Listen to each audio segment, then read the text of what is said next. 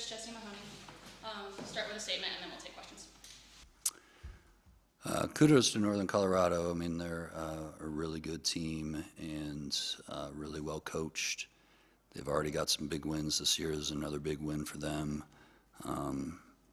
They've got a really elite setter that kind of makes them run, and they had a really nice game plan.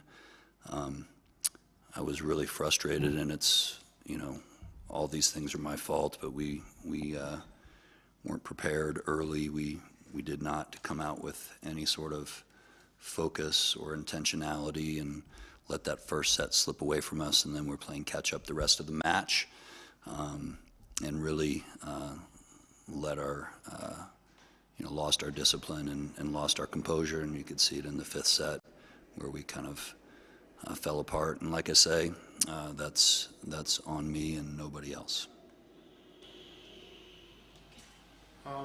You guys had a few just communication errors, like everybody watching the ball just go right in front of them. How do you guys work on fixing those types of errors with a quick turnaround before the Invitational this week? I'm not sure we're going to fix every error before Friday, but we'll continue to practice, and ultimately there has to be some intentionality with what you do in practice, and there has to be some consequence to not having that intentionality. So we'll create that. And what do you expect from this tournament coming up this weekend? Three good teams. Cal's a former Pac-12 team. They've got one of the better outside hitters in the country in Maggie Lee, and they're super dangerous. Irvine is similar to this team, in my opinion. Runs their offense really fast and is really scrappy. And then Wyoming's going to present some problems. They have another really elite setter and run a really fast offense. And if we don't fix some things from a blocking discipline standpoint, it could be a long weekend for us. And that's not going to happen in 24 hours. I mean, it's got to be a choice that we make, and we gotta work on it daily. And they're more positive today. Anna had 15 kills. She looked like she had a super good night tonight.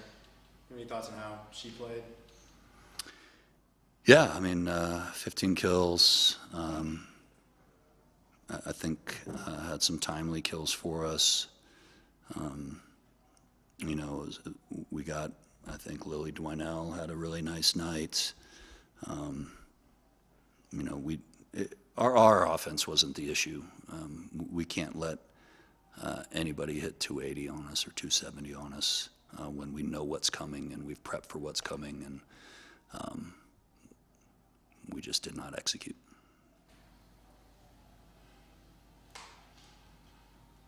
When they were up by about, it was like plus 40 in attacks at some point. I don't know what it ended up being, but was that a byproduct mostly that they outdug you, or why were they getting so many more attempts at the net?